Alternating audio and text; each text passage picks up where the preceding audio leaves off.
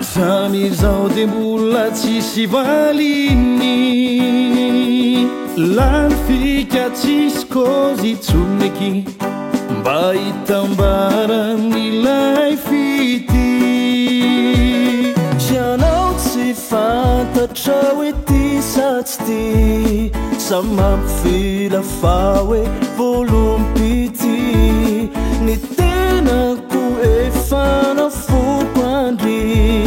ka zamfilaina fa tena ty niaraka ihany ka hoana mampivila tozany tsy hitako zay afara izao iny hitako efa miraiky pity ty de tena ty niaraka ihany ka hoana mampivila tozany tsy hitako zay afara izao iny hitako efa miraiky pity ty de tena ty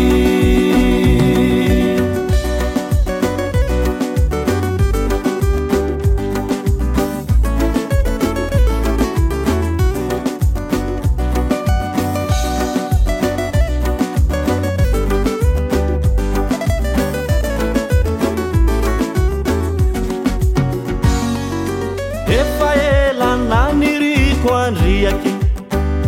valiteny ratsy no navaliny ataovy atsaina izany fitarainany valy fa mampalahelo ny fitiavany izao anefa tsy manery andry fa ny fity dia tsitrapo raha toka efa misy olon-tsafy tsy mampanino na fahionona niaraka ihany ka hoana mampivila tozany tsy hitako zay afara izao iny hitako efa miraiky pity ty de tena ty niaraka ihany ka hoana mampivila tozany tsy hitako zay afara izao iny hitako efa miraiky pity ty de tena ty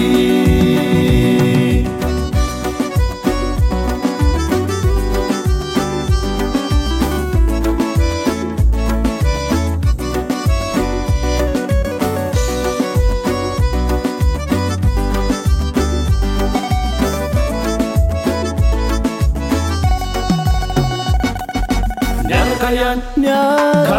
mampivila tozany mampivila tozany hitako zay afara izao iny hitako efa miraiky pity miraiky pity de tena ty niaraka ihany ka hoana mampivila tozany